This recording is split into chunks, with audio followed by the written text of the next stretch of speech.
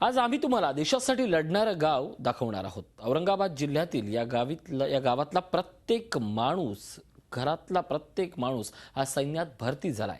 कोणतं आहे गाव? चला तर मग पाहूया।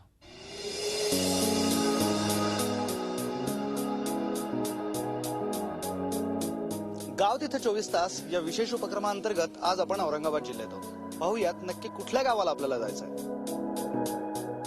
कन्नड तालुक्यात आपण पोहोचलोय। कन्नड तालुक्यातील आडगाव भोसले या गावाला आपण जाणार आहोत। सैनिकांचं गाव म्हणून या गावाची ख्याती आहे। चला जाणून घेऊया काय आहे या गावाचं एकूणच महत्व।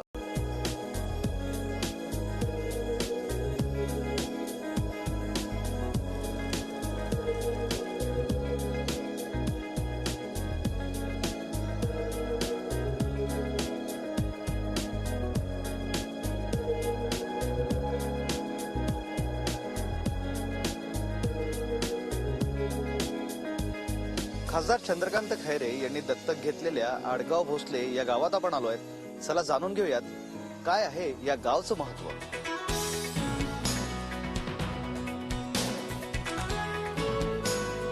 औरंगाबाद जिल्ह्यातील कन्नड तालुक्यात वसलेलं हे आडगाव भोसले राज्यातील एखाद्या साधारण खेडेगावाप्रमाणे दिसणारं हे एक गाव, मात्र दिसायला एखाद्या खेड्याप्रमाणे असलं तरी या गावाची महती फार मोठी आहे।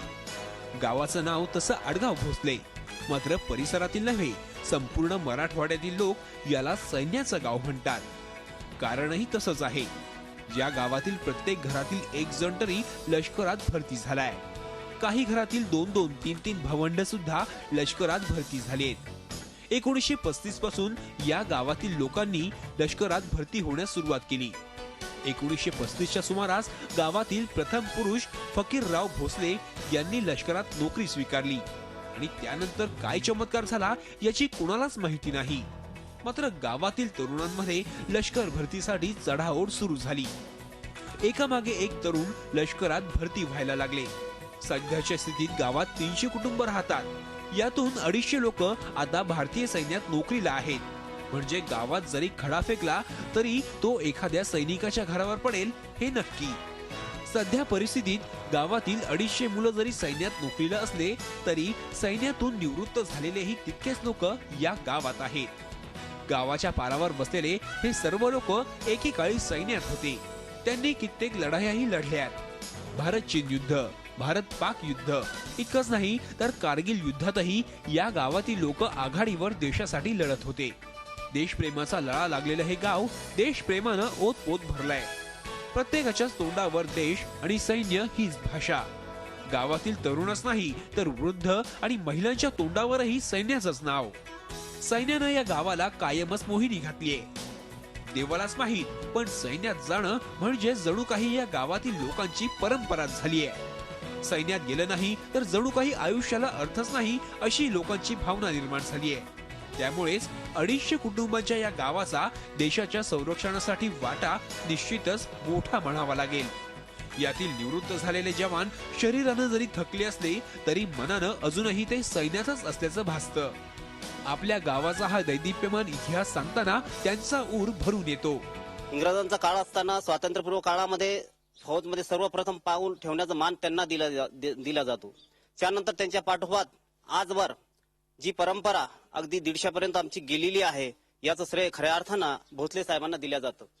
त्याच या पाठोपाठच या गावामध्ये जी संस्कृती आहे, जी परंपरा आहे ती टिकवण्यासाठी आजचे तरुणही झटत आहे।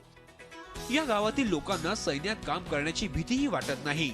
गावात एक मारुतीचं मंदिर आहे आणि एक देवीचं। त्यावर या गावकऱ्यांची मोठी श्रद्धा। या देवाच्या आशीर्वादानंच आमच्या गावातून सैन्यात गेलेल्या एकही माणसाला साधी इजाही झाली नाही। 78 वर्षांपासून सैन्याच्या सेवेत असलेल्या या गावातून आजपर्यंत कुणीही शहीद झाला नाही। ही सगळी देवाचीच कृपा आहे। म्हणूनच आम्हाला सैन्यात जाण्याची भीती वाटत नाही असं इथले गावकरी सांगतात। प्रत्येक मुलगा मिलिटरी जायसाठी सध्या सज्ज आहे आणि धावपळ बी करतात। आणि माझे 2 मुलं जायले आणि माझा पुतण्या सुद्धा जायले आणि आम्हाला त्यांच्या खूप अभिमान आहे। पुरुष मंडळी सोडाच गावातील महिला आणि वृद्धही सैन्यात जाण्याच्या भावनेनं रोमांचित होतात। कुणाचा मुलगा, कुणाचा नवरा तर कुणाचा भाऊ सैन्यात आहे आणि याचा या गावकऱ्यांना सार्थ अभिमान आहे. मरणाची भीती नाही, आमचा मुलगा सीमेवर संरक्षण करतोय म्हणून आम्ही या ठिकाणी समाधानाने जगतोय, अशी या गावातील महिलांची भावना आहे.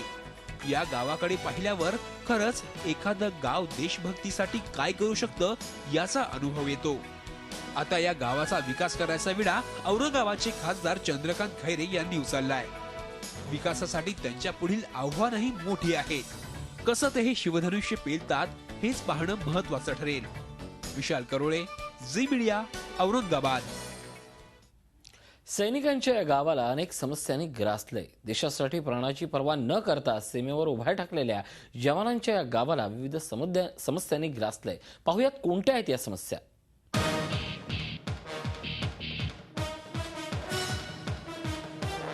आडगाव भोसले या गावचं महत्व आपण जाणून घेतलं. चला आता जाणून घेऊयात काय आहे या गावातील समस्या.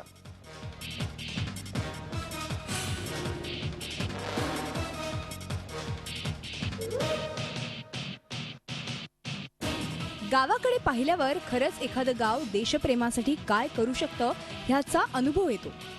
देशाच्या रक्षणासाठी दैदिप्यमान इतिहास गाजवणाऱ्या गावाला मात्र विकासाचं ग्रहण लागलेलं दिसतं. ग्रामविकास योजनेअंतर्गत आता ह्या गावाचा विकास करण्याचा विडा औरंगाबादचे खासदार चंद्रकांत खैरे यांनी उचलला आहे. विकासासाठी त्यांच्या पुढील आव्हानही मोठी आहेत. ते हे शिवधनुष्य कसं पेलतात हेच पाहणं महत्वाचं ठरणार आहे. गाव गेल्या कित्येक वर्षांपासून प्राथमिक सुविधांपासूनच वंचित आहे. गावात प्रवेश करताच गावातील समस्या आपल्या नजरेस पडतात. गावात सर्वात मोठी समस्या आहे ती म्हणजे शौचालयाची. गावात शौचालय नसल्यानं ग्रामस्थांना गावातील आडोशाला प्रातविधीसाठी जावं लागतं. आडगाव भोसले हे 3 ते 3.5 हजार लोकवस्तीच्या गावात सिमेंटचा रस्ता आहे. मात्र त्याचीही अशी अवस्था आहे, रस्त्याला तडे गेले.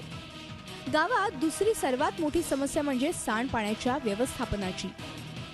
गावाच्या वेशीतच सांडपाण्याची व्यवस्था नसल्यानं गावात सर्वत्र चिखलाचा खच आपल्या नजरेस पडलेला दिसतो. त्यातूनच ग्रामस्थांना गावात ये-जा करावी लागत असल्यानं ग्रामस्थांना मोठा त्रास सहन करावा लागतोय. गावात कचऱ्याचा प्रश्न सर्वात गंभीर आहे.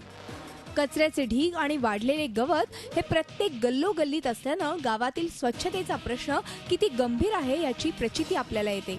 अडचणी फक्त एवढंच आहे का पहिली गोष्ट आम्हाला पिण्याच्या पाण्यासाठी म्हणजे जास्तीत जास्त पाणी या क्षेत्रात जिरलं पाहिजे.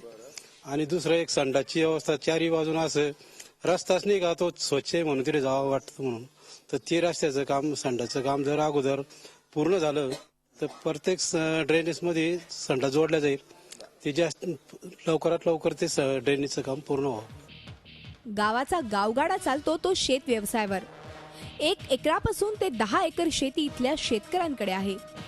गावातल्या एकूण शेतीपैकी केवळ 5 ते 50 एकर शेती बागायती आणि उरलेली पावसाच्या पाण्यावर अवलंबून आहे. त्यामुळे गावातील शेतीची अवस्थाही बिकटच आहे. गावातील पिण्याचा पाण्याचा प्रश्नही गंभीर आहे. मार्च महिन्याची सुरुवात होताच ग्रामस्थांना धडकी भरते ती पिण्याच्या पाण्याची. कारण मार्च महिन्यानंतर गावात पाण्याचा थेंबही नसतो आणि सर्व गावाला पाण्याच्या शोधात वणवण भटकावं लागतं. मार्च महिन्यापूर्वी पाण्यासाठी काही उपाययोजना करा ही सगळ्या गावकऱ्यांची एकमुखी मागणी आहे. आमचं गाव कोरडू आहे साहेब, आणि हे कोरडू असल्यामुळं आमच्या गावात पाण्याची अजिबात टंचाई आहे. नेहमी आमचं गाव या टँकरवर अवलंबून आहे. टँकर पाठवलं सरकारनं तर पाणी प्यायला मिळतं. कारण आमच्या गावाला नदी नाही, नाला नाही, शेती सगळी कोरडू आहे. संडासची सोय झाली पाहिजे आणि दवाखान्याची सोय पाहिजे आणि बँकाची जर झाली तर खूप चांगलं आहे. म्हणजे कारण की आमचा मुलगा मिलिटरीत आहे, त्याच्यासाठी सुविधा झाली पाहिजे. गेल्या अनेक वर्षांपासून या गावातील जवान देशाचं रक्षण करण्यासाठी सीमेवर तैनात आहेत. मात्र या सैनिकांच्या गावात साधी शाळा सुद्धा नाही. गेल्या कित्येक वर्षांपासून ग्रामस्थांची गावात तर व्यायामशाळेची मागणी आहे, मात्र ती काही पूर्ण होत नाहीये. झी 24 तास रहा एक पाऊल पुढे.